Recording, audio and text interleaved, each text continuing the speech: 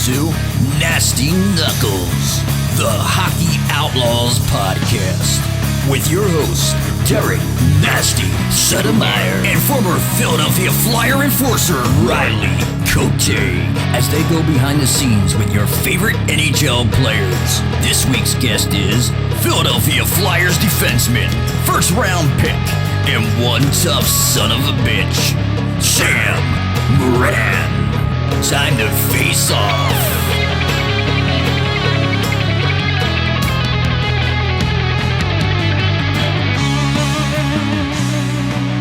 All right, welcome back to another episode of Nasty Knuckles. What's going on, Nasty?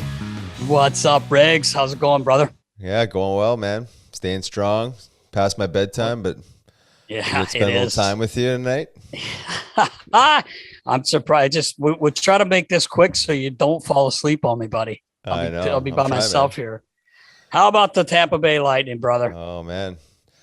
As expected, nice to see fellow brethren, Patty Maroon, three-peat. Yeah, three-peat. Luke Shen, his second in a row. So happy for him. And I'm not sure if you saw you saw it. Kucherov, what a beauty this guy is. Right. We've learned that in the last few days. Ovi 2.0. Oh, yeah. But he took a picture with the Shens and he's got his fist up on Braden. Right. He's like, finally got him back from the big hit. I love that post. That was so good. Yeah, it was nice to see Braden in there. I'm glad those guys, I mean, hey, they still won the cup last year, but to get to actually sally with it, and like have fun, like you should be able to, was really cool. All these videos that are coming out, like you said, man, they're getting after it, bro. That's great. Dude, I couldn't even imagine. I wish I knew the feeling. Probably I'll never know, but it looks like the greatest. I mean, we won in the American League and that was awesome. I mean, I'm not saying that was great. I did that twice, but man, I couldn't even imagine.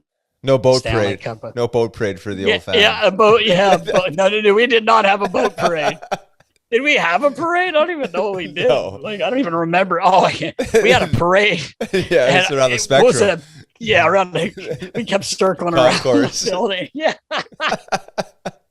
That's probably what we did. I don't think any of us really remember, though.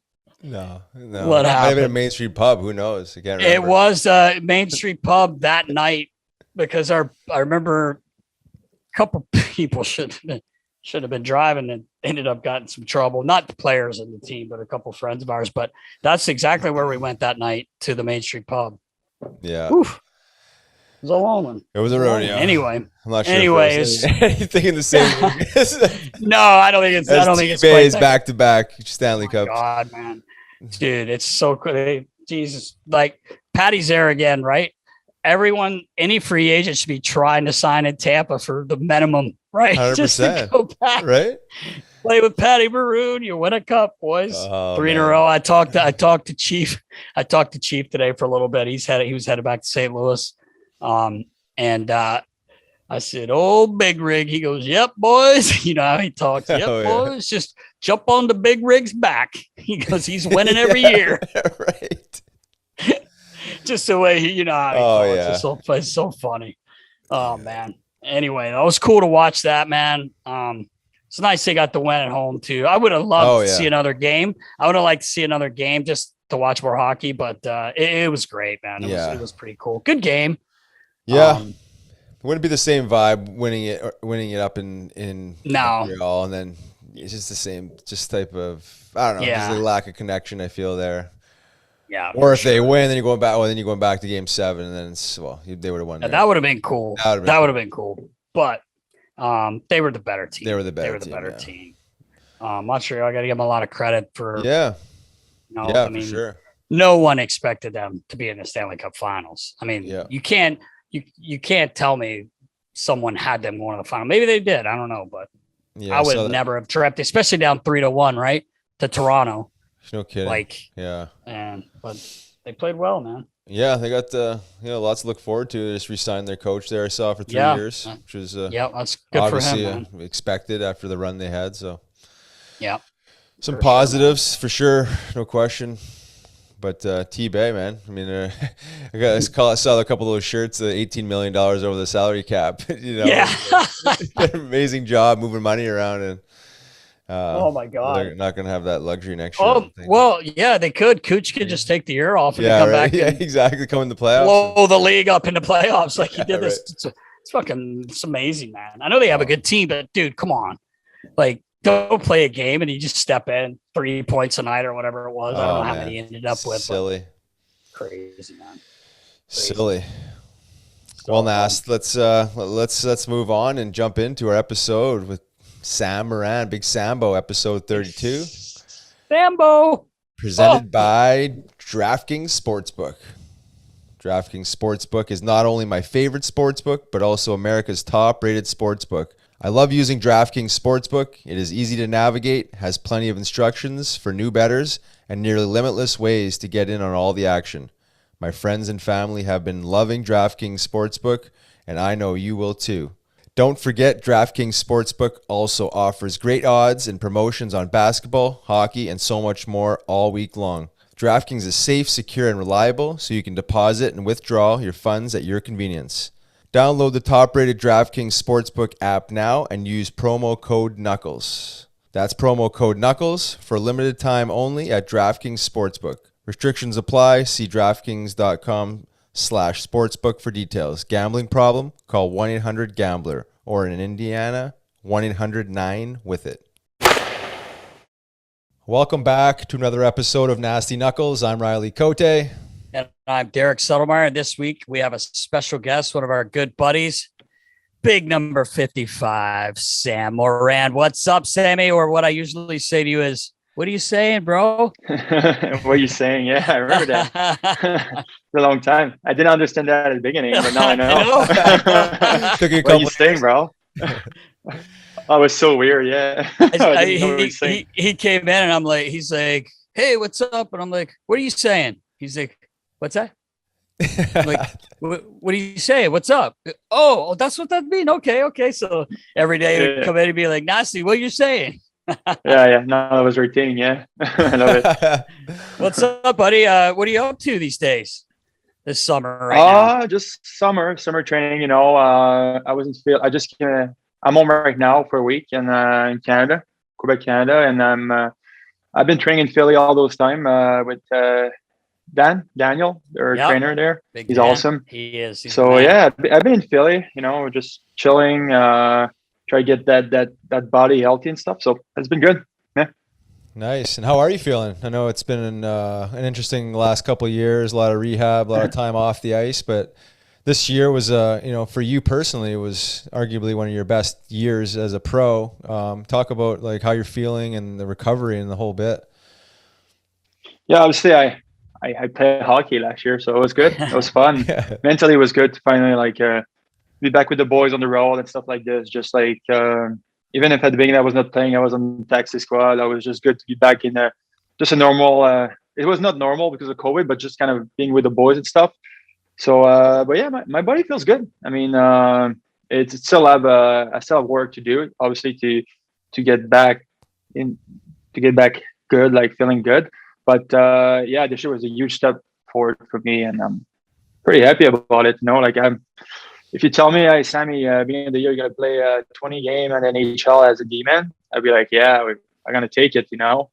And I was just a fun year. I kind of learn, like I just miss it so much, you know. I just love hockey and just be back. Even when I was a little bit with the Phantoms there, I just loved it, and it was good to be back, just with the boys, just be with my team again, not in the rehab, alone in the gym, you know. It's a long road, eh? Man, yeah. I saw you a lot of days, Sammy, in there by yourself, man. But one thing about you is you always have a great attitude and a positive attitude, and you're definitely one of the most fun guys to be around. And I know the boys loved having you this year. You could just see it on the ice and off the ice.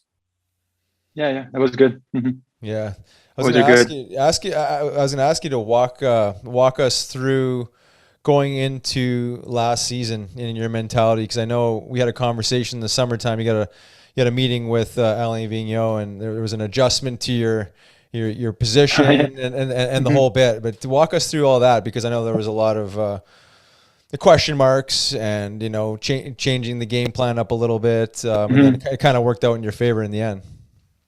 Oh yeah, obviously. So all that worked out. I think it was in September. I was the only one in Philly, kind of working hard, really working on the bike and stuff like this, sweating, just working hard. And Lappy, Jan Lapierre told me, say, hey, he wants to meet with you after your workout. And I was like, oh, okay, that's crazy. Like, coach want to talk to me? I didn't know he, like, in my mind, he's like, I don't even know if he knows I'm still there, like, I'm just right.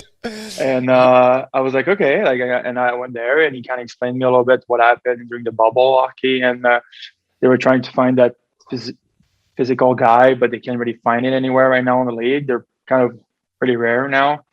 And he's like, yeah, I want you to maybe consider play forward for me and on the fourth line and see how it's gonna go. I need a guy that can fight. Obviously not fight, but just get a presence there, and because obviously in the organization we have no one.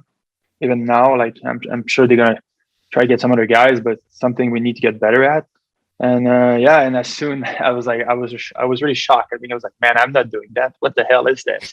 Like this kind of sucks. I'm basically I'm a defensive defenseman, and I hate the other side of the red line. Like, but not I hate it, but I'm just like offensively, like I know what to do as a D man, but I'm not a flashy guy for any means. I'm just like shoot the puck on net, give it the puck to goals, and let him do his stuff. Like that was my game plan, Yeah. Defensively, obviously, I'm in my kitchen there, and I really like to be in the defensive side of the puck. But so I call my agent and see what he said, and my agent Pat Brisson obviously was like, man, like just the fact that an NHL coach tell you that he's willing to give you a shot, you need to take it. You need to try, and you need to have a good attitude and try to do it. And after that, I kind of I was like, yeah, he's kind of right. Talked to my parents a little bit, and obviously I make a couple of phone calls. I see a little bit the guys that have that role, and obviously Riles was on. I think Riles was one of the first one I called with Chris Stewart. Chris Stewart, really good guy, and Riles, I was like, and you told me that the same thing. I was like, Stewart told me the same thing. You just chip it, like you need to put the puck deep, finish your hit, go change, and that's it. And it's just, and that was a little bit the thing. And obviously for me, I knew I need to prove that I can be one of the toughest guys in the league, but in my head I kind of knew it. I can do it. It's something I was really good with the Phantoms, and obviously I didn't do it in a long time, but I was just willing to do it. I know like right now it's something I need to do. And and Riles gave me one of his coach that he had back then, and he was really good with me. I'm gonna work with him in August again. I need to text him actually. And Marco Perazzo. Yeah, Marco Perazzo. Yeah, great guy. He's so funny. Riles, don't do that anymore. Yeah, I know. Riles, you were bigger back then. That's what I hear. I mean, I see picture too. Your neck was huge. I was fat. I was a fat ass. Yeah. Oh, you were tough, man. I mean, you coached me to Phantoms. You were freaking crazy, man. You had events. Not crazy. You were awesome, but you were like fired up. I loved it. You're such a good coach. But I call you, and it is. But you give me some great advice, and I really appreciate that, because obviously, Riles, you've been my coach, and I still think high of you and all that stuff. Yeah, for sure, man. Well, you made the right choice. I mean, you had a good attitude.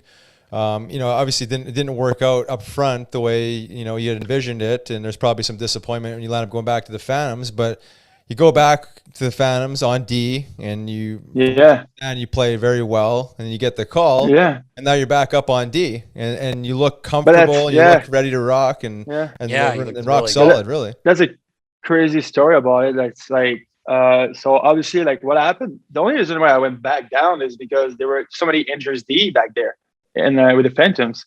So Chuck, after a game, he comes see me. He's like, "Hey, Sammy, like there's ton of injured guys on D right now at the Phantoms. We need you to go back and play." I think Friedman was just got picked up in the waivers and stuff like this, Yeah. And so they didn't have any D. So I go. I'm like, and as soon as they told me that, I was with Daniel Briere actually, like Danny B, doing some extra stuff for him.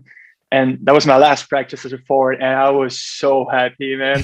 when they told me, just go, you need to go play some go play defense there.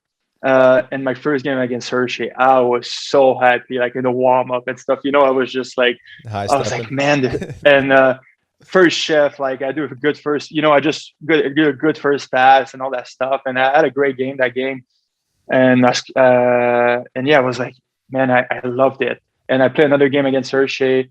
And after that, I talked to Gordo a little bit, and I told him, like, I don't think I can do it anymore. I can't be a forward. And he's like, I think you should call Chuck. And that's what I did. I called Chuck, and I told him what I was thinking, that kind of what I want to do.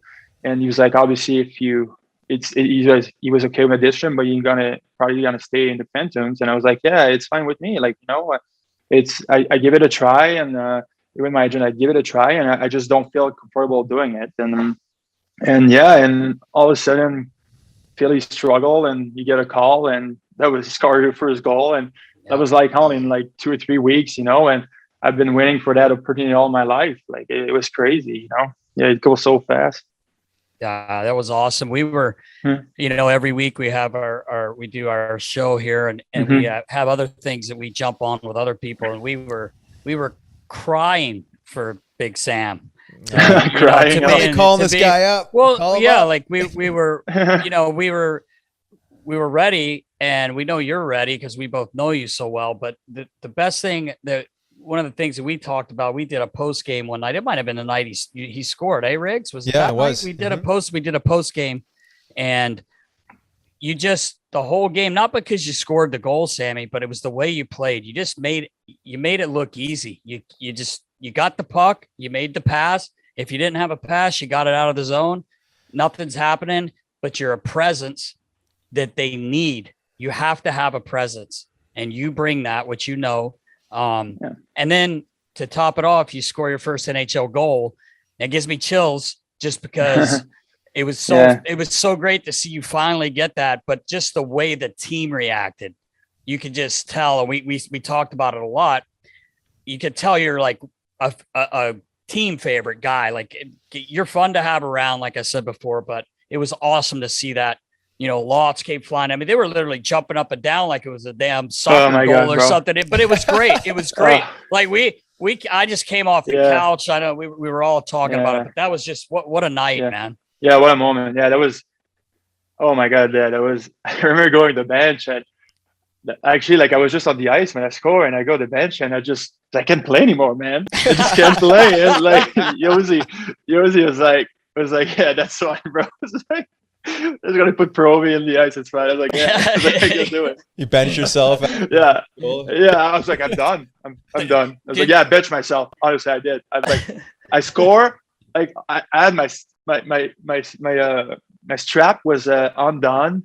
I didn't have my gloves on me. I was like, what is going on? It was so funny. Did you watch the replay a few times? Yeah, I watched. It's like, why my strap is undone? I have no gloves. I'm looking at the bench of Rangers. I'm chirping that Smith guy. I'm like, what is going on there? Like, I got no idea. I sit on the bench. I'm like, everyone is like, what the hell? I was like, Yossi, I'm done. 4 minutes left in the game. Put other guys on the ice.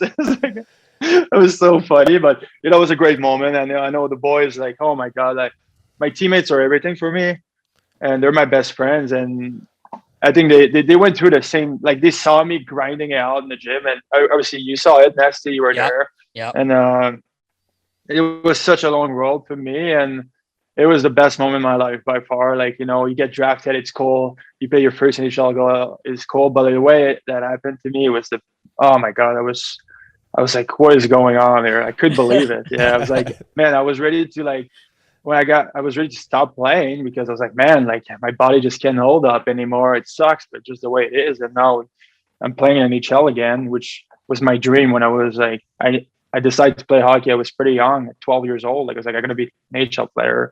And it was just crazy, Yeah. It was so fun. It was so fun to watch, man. I wish I could have been there, but I got to see it. It was awesome. was awesome. Yeah, you're part of it, Nasty. You know it. I love you, buddy.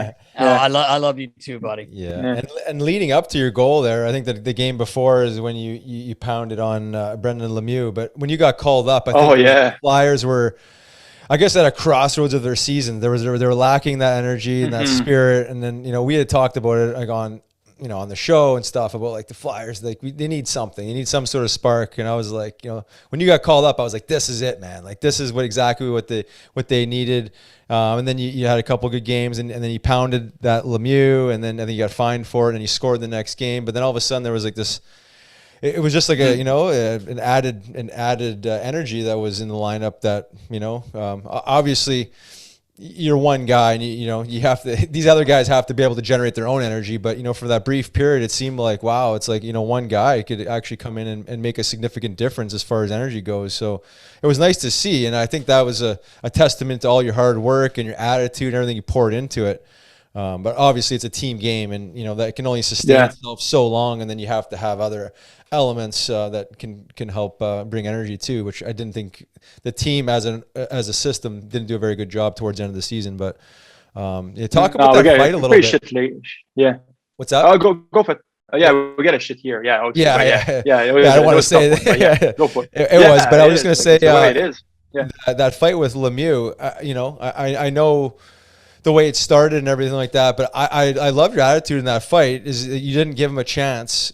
You didn't give him a chance to make a decision, because most of the times he would just like yap and then he would like skate away. But I know you got fined for it. It's probably not so much what you did. It was more the timing of it because it was like 4 minutes, maybe less. It was like a minute and a half in the game. I think I took his hair and I pounded on the ice. Yeah. I hate that guy. Yeah. but I mean, think about how much space you got from that. Think about that. Not that you didn't have space before. You're 6'6", and tough. And then, you do something like that, you get a lot of street credit. Yeah. And you play the Rangers, I think, the next game. And, they obviously have a lot of respect.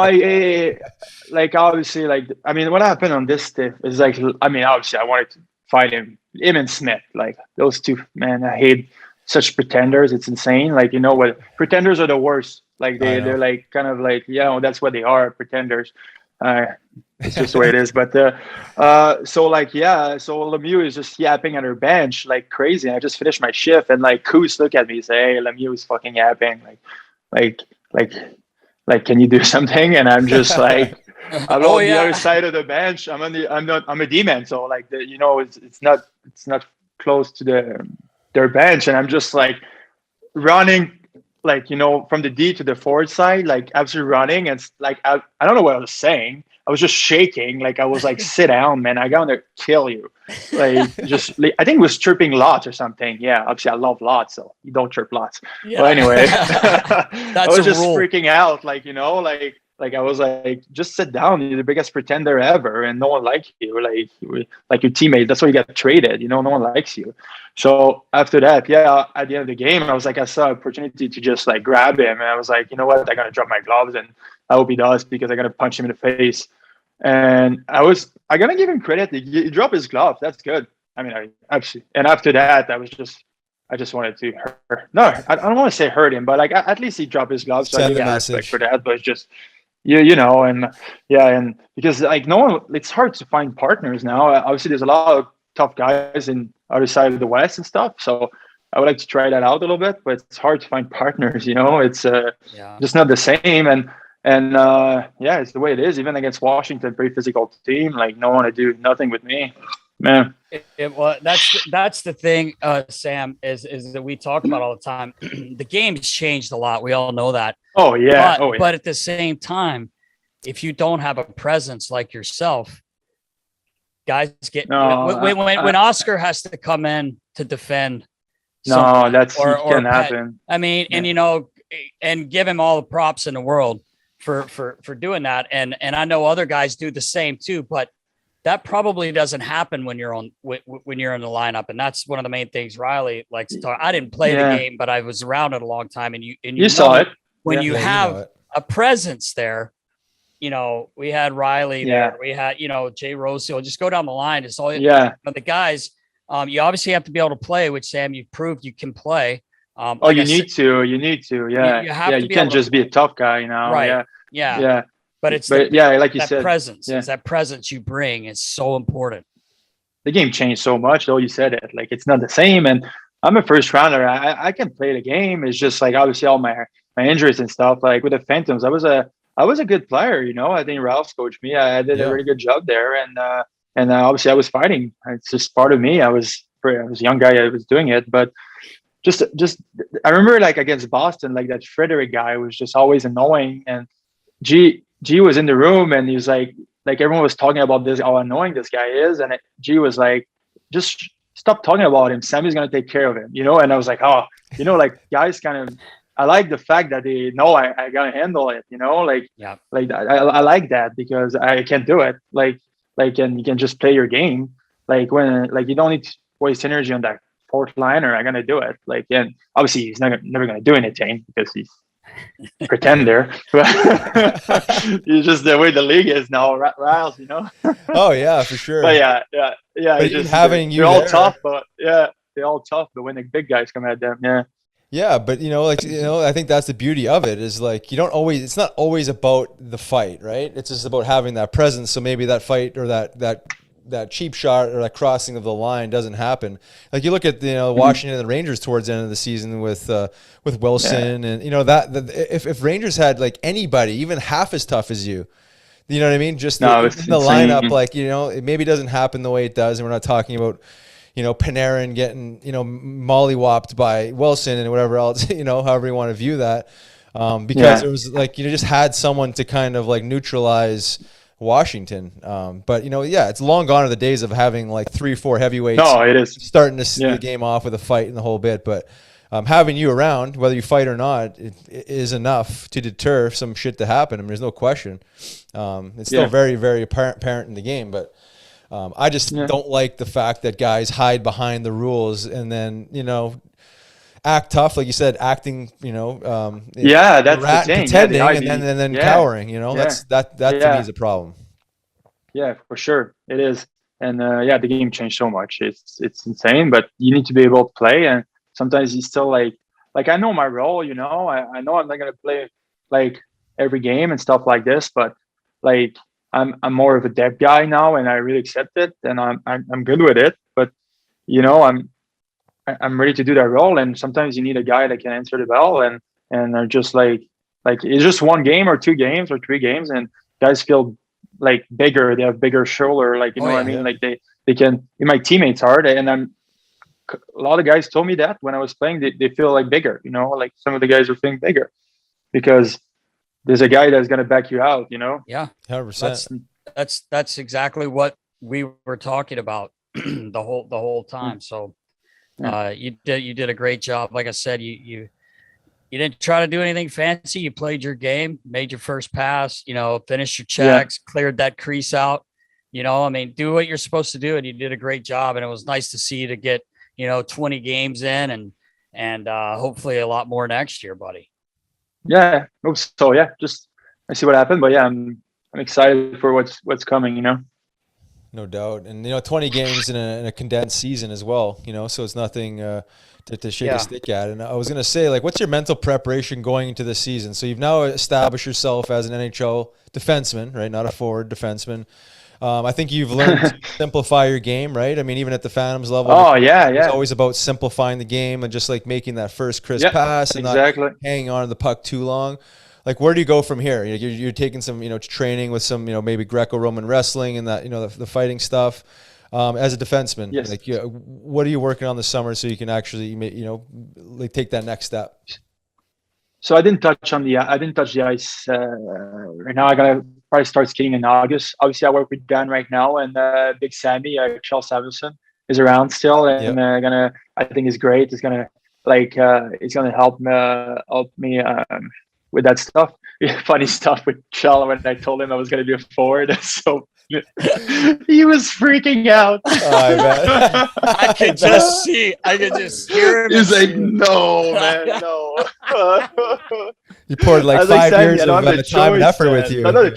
I know. Yeah, he put so much time with me. He was like, I know you can play defense in NHL.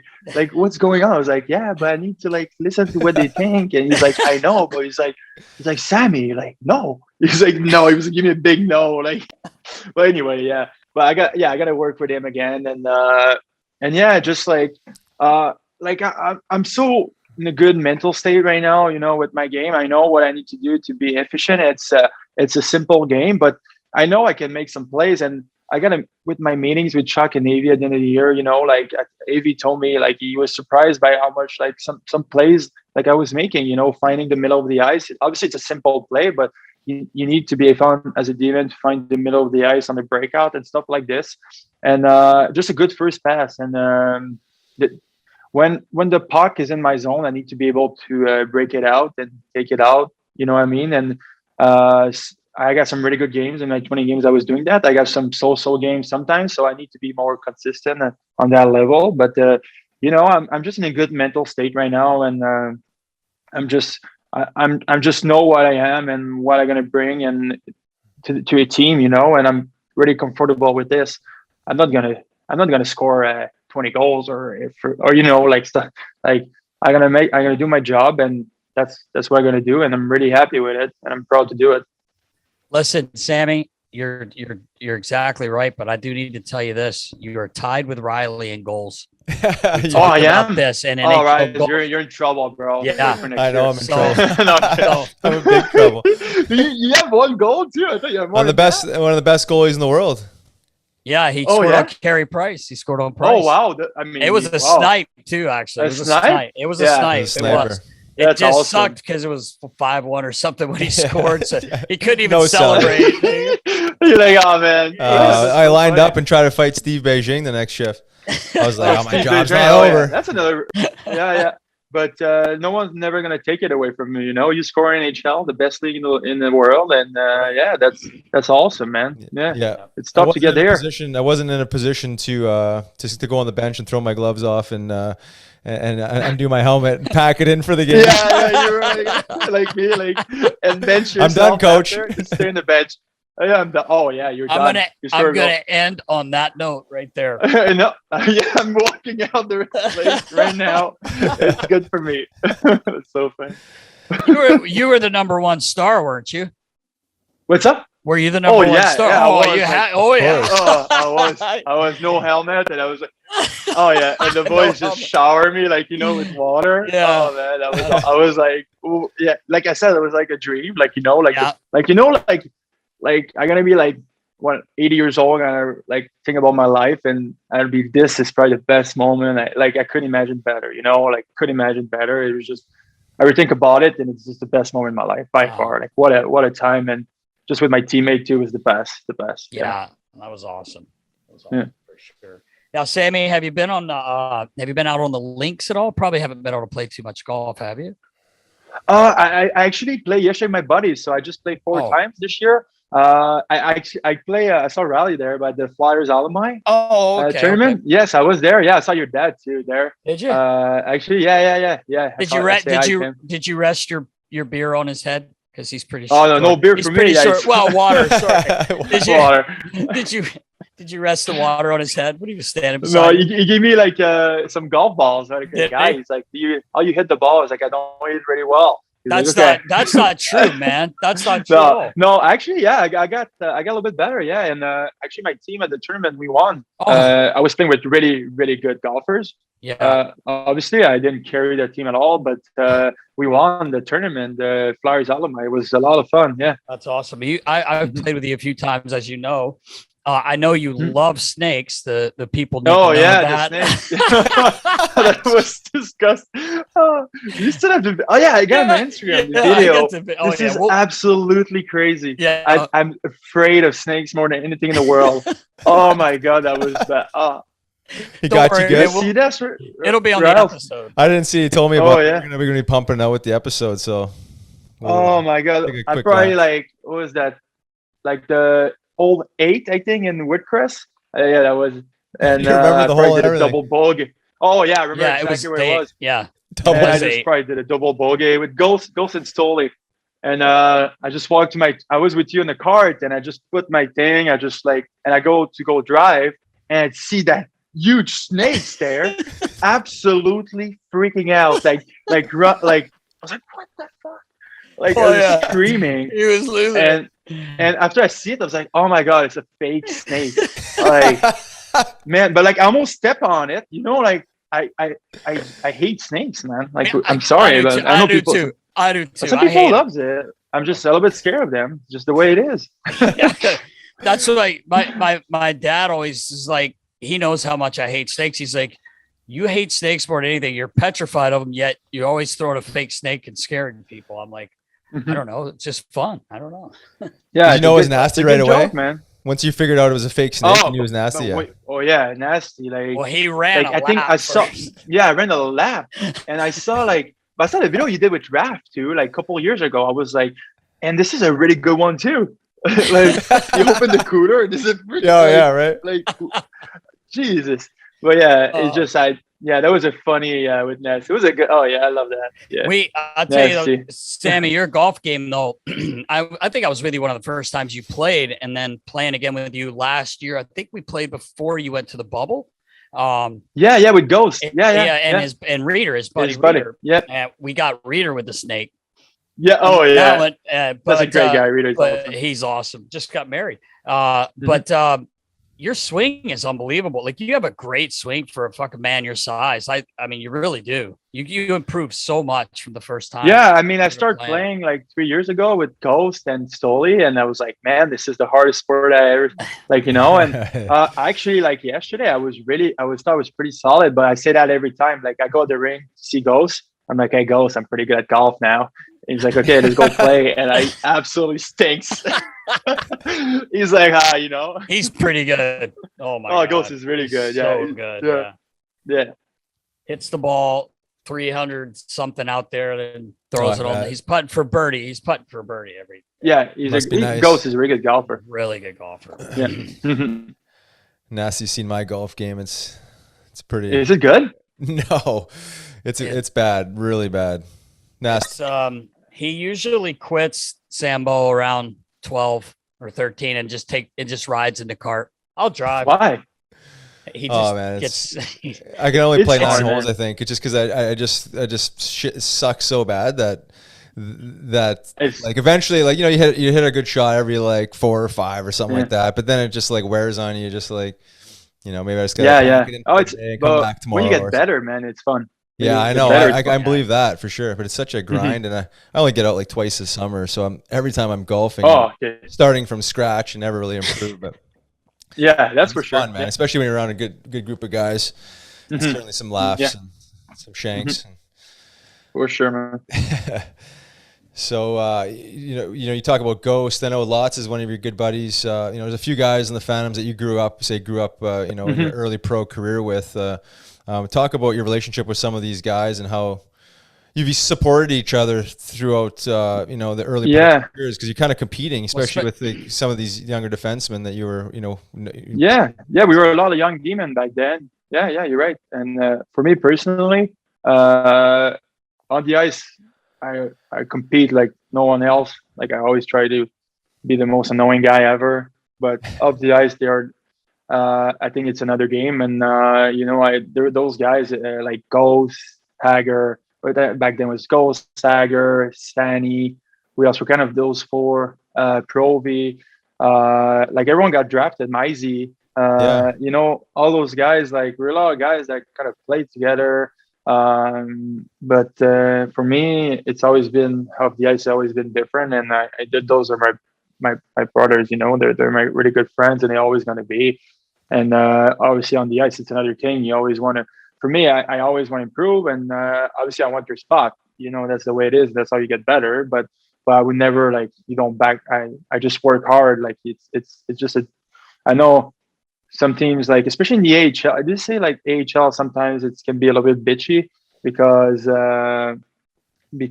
someone get called up and all of a sudden like guys are mad and stuff like this. But I think our group with the Phantoms and stuff, they always been really good. And I think Lots is a really good example when he came down, and that year he was in AHL the day before, and he came down in the conditioning stand for a year, for 74 games. For almost a year. Yeah. You always say that. It's so funny.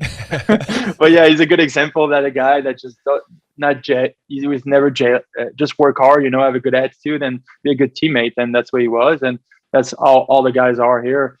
Flyers, we have a great group, and Nasty, Rouse too, and all the guys. We got good boys. Like the guys are just great group. Great group. Obviously, this year was not good, and it's pretty sad because obviously he's gonna have probably some change and gonna lose a couple of the boys, good friends, but just the way business is. But really good group, and that's fun because young guys are coming in and they kind of follow like Ferriby, Frosty, guys like this. Just like they're the same. They just learn from the boys, and they're good guys, Yeah, really good guys.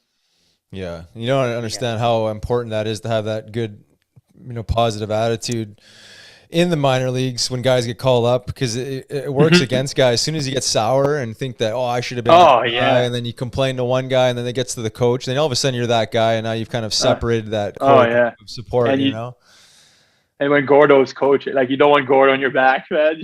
No, you don't want him on your back. Yeah, sometimes you just I thought Gordo really helped me, but sometimes you're just a target. And if you have a bad attitude, you're gonna know. And like this, and obviously, I think you don't want that. It's just the way it is.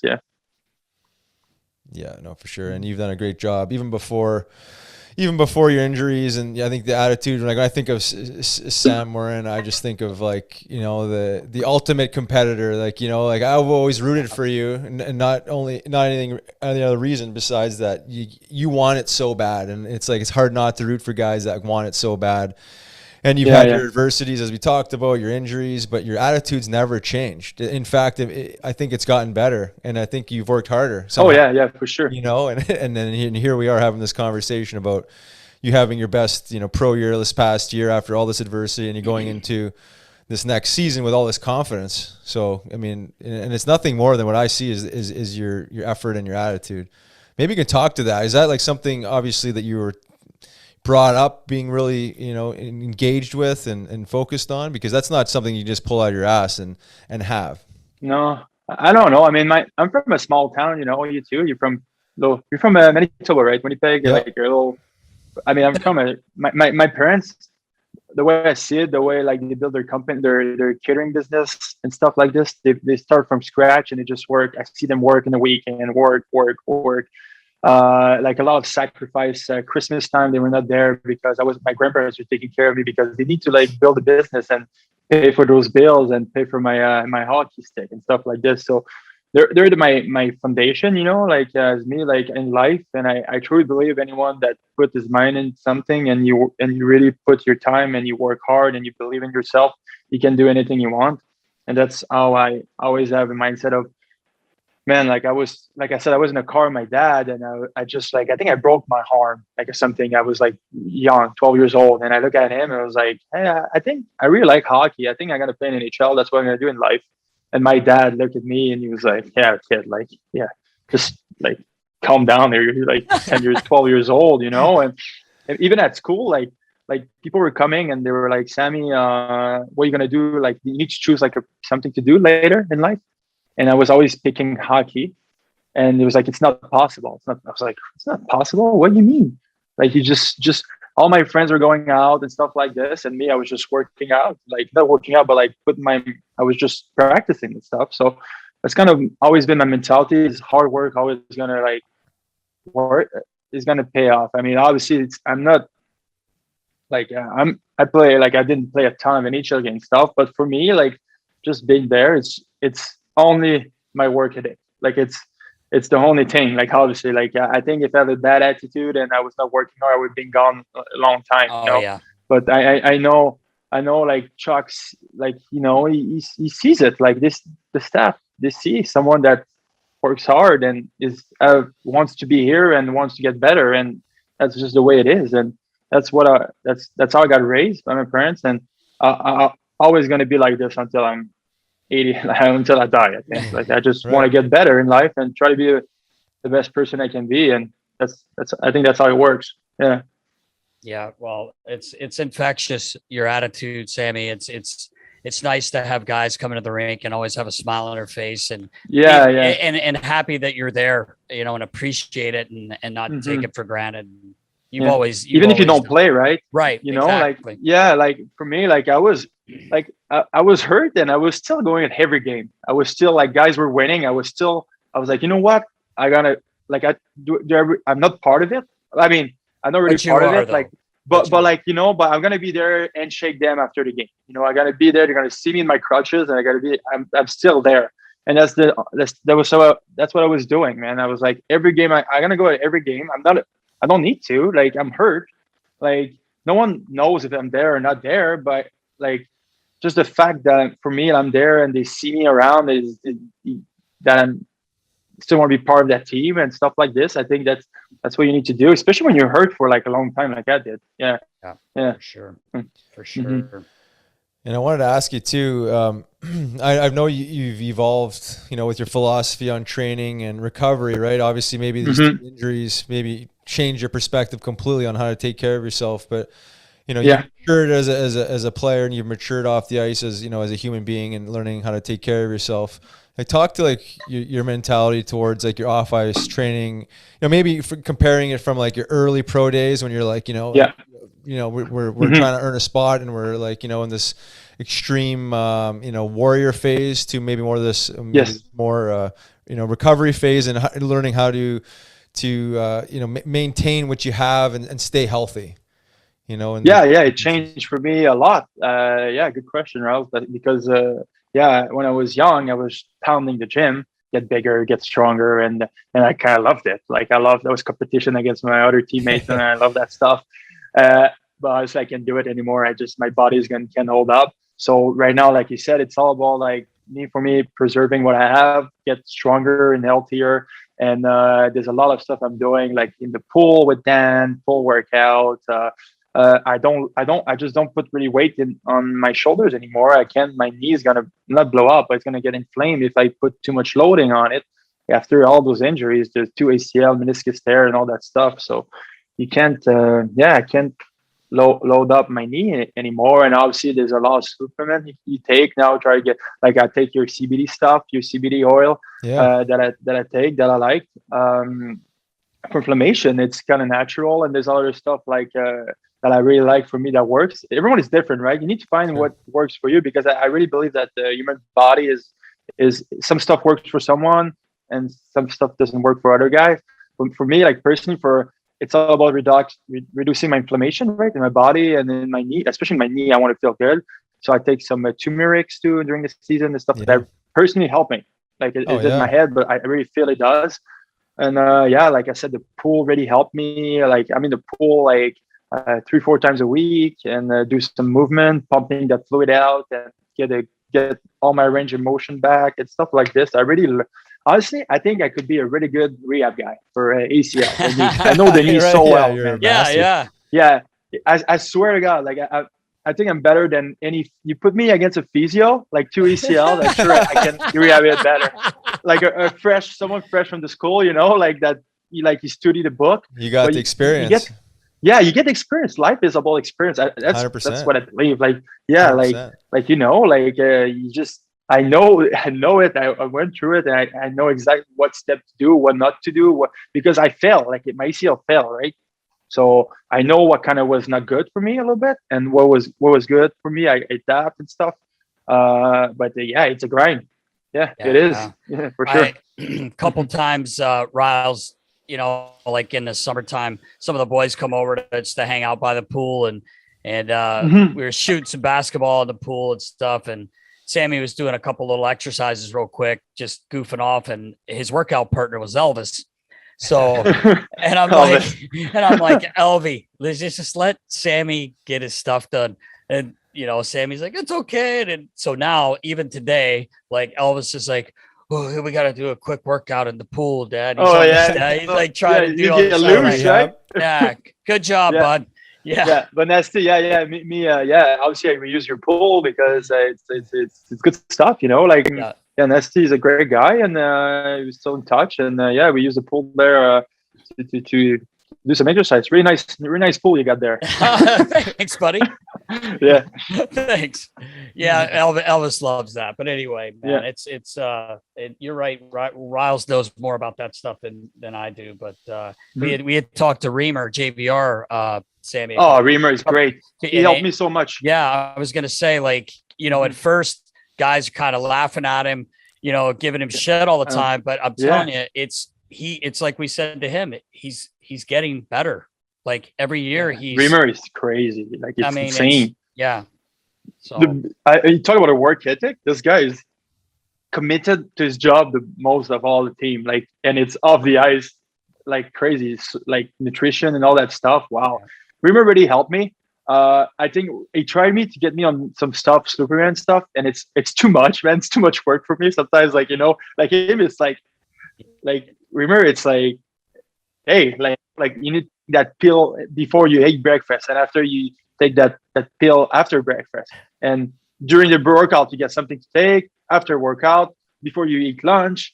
Like, it's insane. It's just his dedication is insane. Yeah. Like, I don't know, he's doing it, and he's just a great pro. Him and Moose, Elliott, two good guys, two veterans that obviously really got some injuries. Like Moose was in the same boat as me a little bit, and really helped me on a lot of stuff. And I can be thankful enough for those two guys. Reimer still text me the other day. He's my boy. I love it. Yeah, those guys are great. Are really, you said that perfectly. They're great pros, and they're great for our locker room. Those two. Yeah, great for young guys. They come in and they see those guys doing that. Yeah, like, that's exactly right. Yeah, that's what it takes. Like, you know, like me, you need to be good at hockey, but if you want to sustain and have a long career, like JVR did, it's a long career. Like Moose too. Moose is 36 years old. It's playing in NHL. It's over, like when you pass 30, you're now older. Like it's insane. So it's really impressive what they're doing, and like it's crazy. Yeah, it's super important stuff. We talked to JVR about this, and he's so humble with it. He doesn't even recognize how much of an influence he has on younger guys. But you know, if more younger guys, you know, bought into this earlier, you know, it's about, you mentioned, it's like self-preservation, right? I mean, you're only as good as the physical body, and if you get injured, I mean, there's no paychecks coming in. Maybe for the end of that year, and that's it. So the sooner you can adapt to this and kind of get, you know, thinking more in the lines of longevity and recovery versus like always thinking the way you did earlier. Cause that's the way I thought it was too. It's like work. And Nasty knows me. Like I felt guilty if I took a day off. Like I would come in on days off just because I felt like in my head, I had to keep earning my position to a point where it actually hurt me. And you know, it's like it actually was working against me. But to be able to shift. But you saw me my first year, the Phantoms, right? You saw me like I was staying on the ice. Like if I was not the last one on the ice, I was feeling guilty. It was like, I'm not working hard enough. I'm not like that. But like, and I started changing. I think it's when you left my third year. I was like, and I was talking with Dan about that. Like, he's like, Sammy, like because the monitors are highs, like, you know, like how much we work. And he was like, in your warm up before games, in a warm up, you're playing like a full period because you're skating everywhere. He's like, so if we do a 3-3, you actually do a 4-4 because every game you're doing a one period, like it's like you're skating one period, like, you know, like extra time. Yeah, he was like, you need to like learn how to like kind of like chill. Yeah, for sure. You know, like exactly what it is. Like just like exactly, and learn to like listen to your body and when it's time to work, you work hard, but there's time to relax and just stay home and don't do stuff, you know, like just play video games. That's the best. Yeah, it's a hard one to wrap your head around because you're so conditioned to, like, you know, when you think of work, it's like this high intensity work all the time. And what I've realized in my own life, and it sounds like it's the same in yours and JVR's, it's now wise effort, right? It's like you understand what you need, what your body needs, you listen to your body, and then you work accordingly. You're not overly taxing it. You're focusing more on recovery and regeneration and repair versus like that grunt work all the time where you're actually at some point doing yourself. But for me, right now what I learned personally is me, like I'm with Dan and we make a plan. With my knee and stuff, I need to, when I don't move, it start getting a little bit hecky, you know, the joint and stuff, joint pain a little bit. So I need, right now I just take one day off a week, but like today, like a Saturday, it's not like intense stuff. Like I go do some movement. I don't like load my back and stuff like this. So it's all about like kind of listening to what's better for you. So for me personally, like even if like I'm still at the gym, but I'm not like working hard, I'm just doing some stuff to like recover, you know, like get my body feeling good. Like I'm not like pounding on it, but it's just everyone is different. Like you need to know what's good for you, what's bad for you. Yeah. Yeah, no doubt. You ever tap into a little yoga? A little bit. I'm absolutely terrible at it. You should see me doing that. Yeah. But yeah, like man. I'm so 6'7", like the guy, like, and I got like the tightest body ever. I just always been tight. But no. I like Jake, I like the Jake's, meditation though. Yeah. Jake's body is tighter than yours. But He's the tightest body in the league. Yeah. Jakey for sure. Yeah. He said he'll admit to that. He gets hurt when he stretches. Yeah. He gets hurt when he stretches. That's what he says. That's what he says. Like, I can't stretch. I'll get hurt. Yeah. I like the meditation part of yoga. Like I like to relax and like I like classical music. So before I go to bed, a lot of times when I'm a bit stressed and stuff, because everyone is sometimes, they have a big game or something, I just put my AirPod and I just listen to like actually Jared Spencer, like he really helped me in this. Like put some music after games. Like before I was like in the plane or in the bus, I was listening to like music that popped me. But now I listen to classical music after games, so my body can like relax. And I know it's just not yoga, but it's a form of like it's a form of meditation, relaxation. Yeah. For me, that really works. Like, so I can go to bed because, like, you know, some guys really struggle sleeping after games. Oh, it's for hard. sure. That's a big part of it. Mm-hmm. Yeah, when you get back, I'd love to run you through, do some yoga with you, because I'm now a certified yoga instructor. But you are okay. Yeah, you told me that. Yeah. I would love that. Yeah, it's funny that you mentioned the whole "I'm not good at it" thing, and I think like that's the one thing that I had to get over, and I think that's the ego telling you this is that like the practice of yoga is not a competition. It's not about being good or bad at anything. It's just about meeting the mat at where you are. And then the yoga practice itself is a meditation. So it's moving as you can to breath, right? And you shouldn't be stressing your joints and taxing your body. It's really a low impact, physical exercise. Yeah. But there's more to it for the mind and the whole bit. So I think it's just getting over that. Like I need to be good at something, or I need to be flexible, or this thinking that ego really kind of gets in the way, and just kind of like man, you should have seen me when I first started yoga. It was like the ugliest thing you ever seen. Like I was fat, out of shape, and I was just struggling to even breathe. This 75-year-old woman that we're so tight, so tight, all fours, groins, hip flexors. Oh man, I'm still working like he's taxing years of kinks. Man, it's humbling. Sammy, on the yoga front there, you definitely going to have to join Riles, but you have to wear, he has a new line of leggings that came out. Leggings? Yeah. Wow. He looks so cute in them. They're really tight leggings. And who said that? Oh, PJ Stock came on, and he was like, Riles, I don't know, man. You were so tough, and then now I see you in these poses in your leggings. In your leggings. I don't know. What are those things called that women wear? The ballet, those warm sock. I don't know what the leg warmers. They're the the knee highs, he wears those too, Sam. It's just kind of strange to see. I mean, I think Rouse just evolved, like exactly. It's his after career, man. He's like he doesn't need to like be the big boy with the long hair and the big neck anymore. Oh, he's letting the hair grow. I'm growing the hair out, but the big body is out of style, man. The neck, like overweight. your picture. Your matcha, it's insane how huge you are, like insane. Like, and you told me, you were like, I think you had your head back too. Neck almost. I was trying to pose, I was trying to look big and flexed and swollen. You're pretty intimidating, I can tell you that. I'm a $180 now, Sam, man. I'm lean. You were 230, right? No, I was like between 215 and 220, but I'm 180 pounds. Oh, okay, 220. But that's 40 pounds. That's a lot. That's a lot. When you think about it, I think of myself as a professional athlete. I'm like, holy shit. I'm like, I was so far from being a professional athlete. I knew nothing about how to take care of myself. And I look back on some of the archaic training that I did back in the day. Nasty can attest to some of it, but silly stuff where like I'd tie a weight to a towel, and I would bite on it and do some like neck curls with this. Some neck. It's like you talk about damaging your spine and neck and doing such silly stuff. I was just like, oh my God. Oh man, You were really doing that? That's so man. funny. But I mean, we're doing next exercise now. I'm still doing that, but it's not. No, it's a little bit different than that. It's not like that. Yeah, he's not biting a towel. He was doing the caveman stuff. Caveman, Sammy, when he was playing, he was doing the caveman workout. That's so funny. That's good. That's good.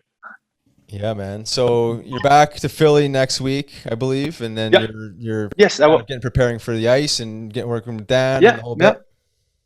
Yeah, that's what I'm gonna do. Working out with Dan again. I think that Dan, you work with him in the Phantoms. Great guy. Yeah, awesome. Great guy. Actually, one of the best person.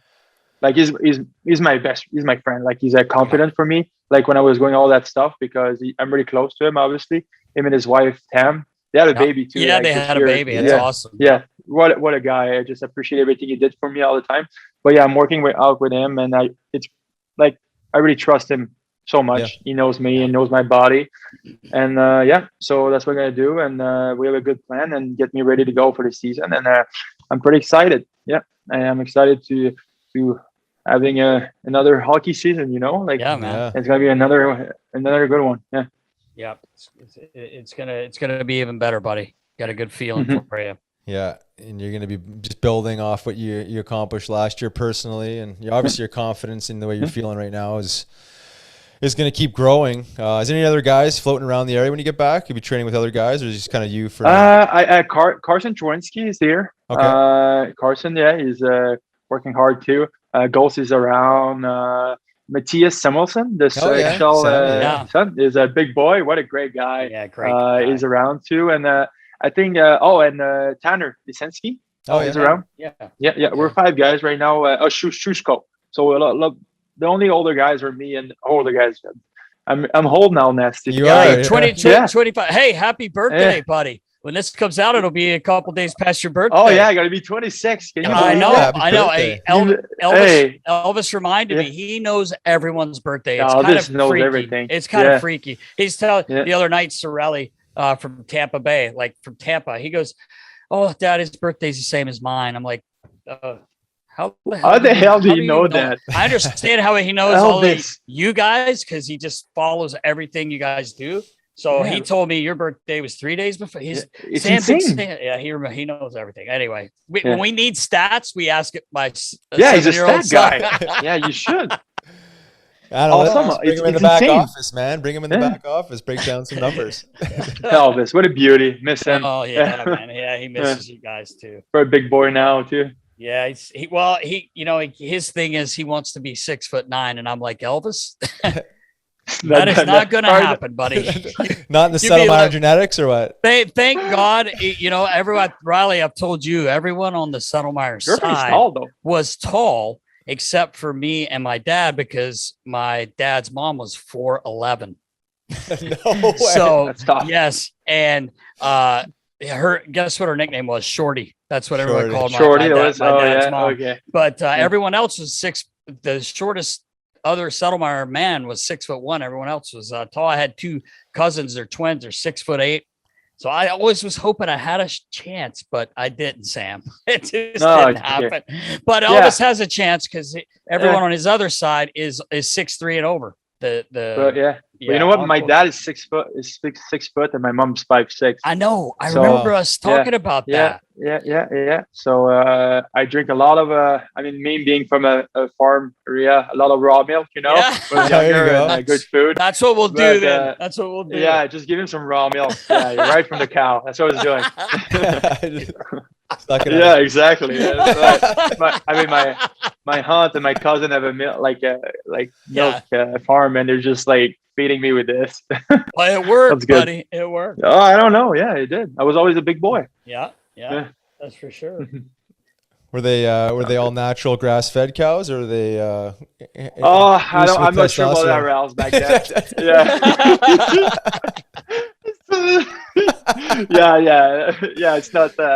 It's not what you think it was, but they were good cows. I don't know if they have names, but yeah.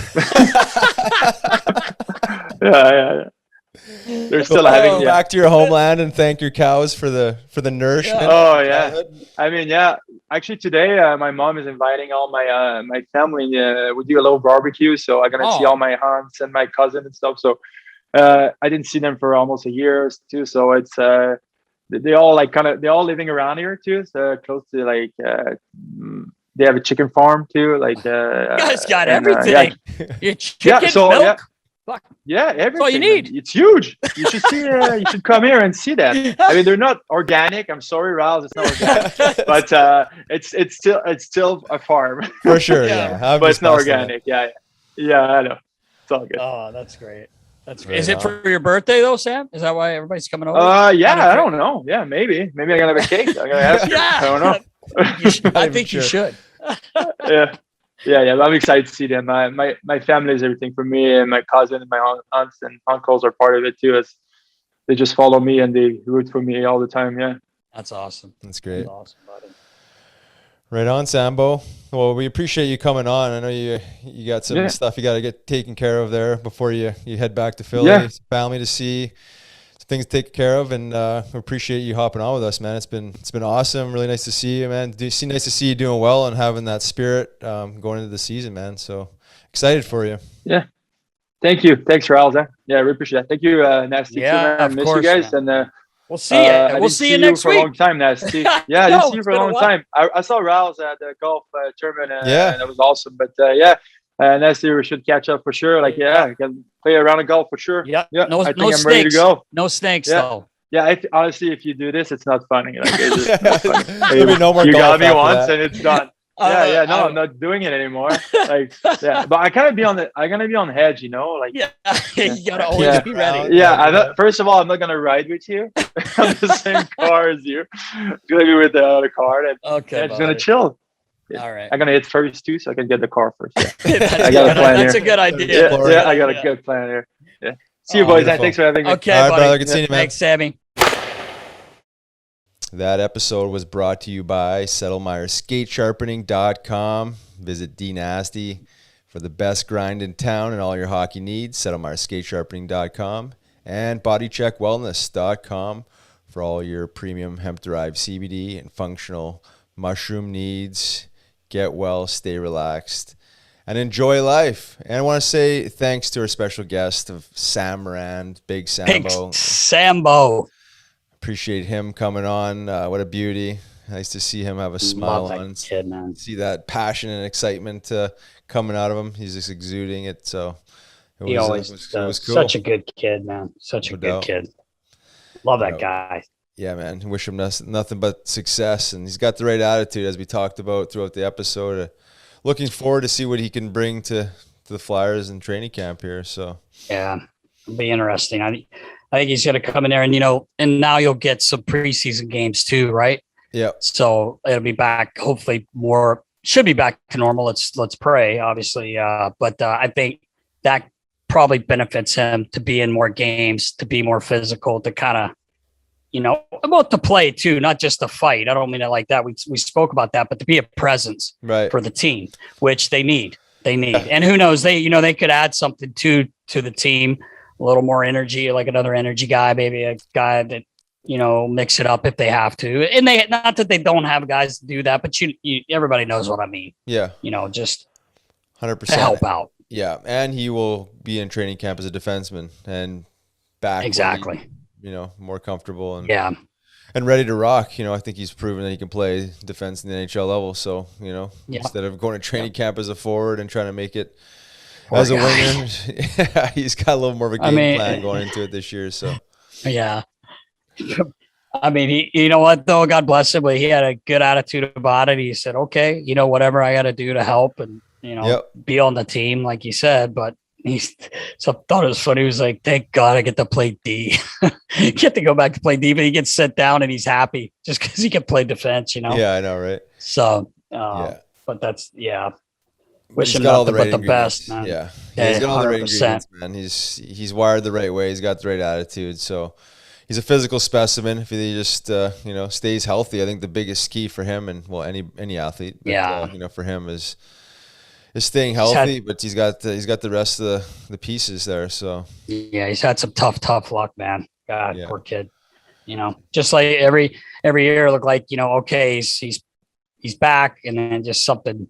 Just stupid happened to him. Yeah. So But like we said, and his attitude's so good. He just kept going forward, man. Yeah. So wish nothing but the best for him, man.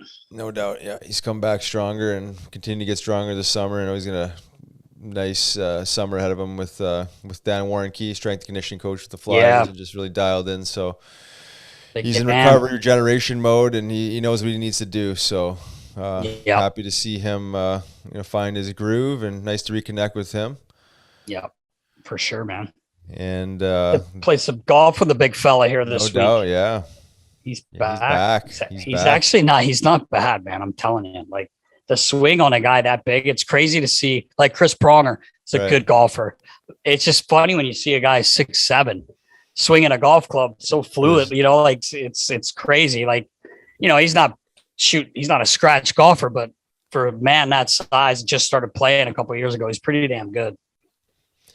He's like you. I mean, it's like your game. Yeah, it's just like your golf game. Consistent. Very. You stay in the cart usually. Consistently shitty, yeah. Hey, that's all that matters. You know what you're gonna get out of me.